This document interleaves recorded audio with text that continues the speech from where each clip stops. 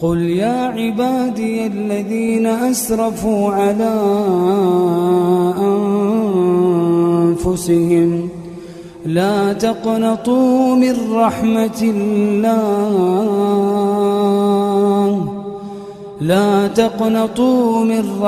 الله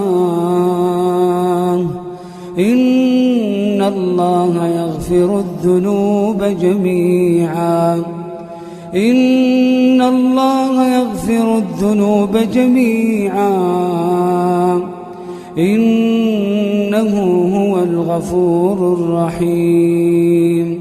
وأنيبوا إلى ربكم وأسلموا له من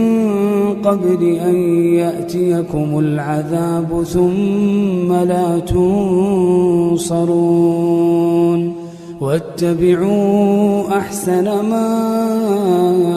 أنزل إليكم من ربكم من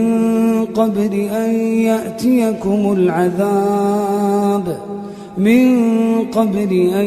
يأتيكم العذاب بغتة وأنتم لا تشعرون أن تقول نفس يا حسرة على ما فرطت في جنب الله وإن كنت لمن الساخرين أو تقول لو أن الله هداني لكنت من المتقين أو تقول حين ترى العذاب لو أن لي كرة فأكون من المحسنين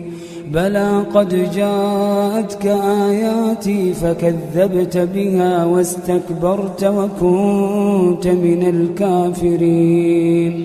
ويوم القيامة ترى الذين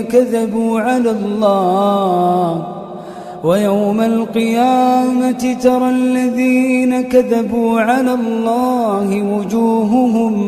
مسودة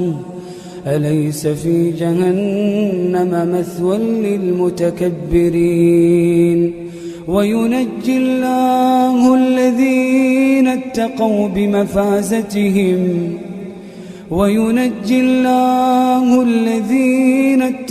بمفازتهم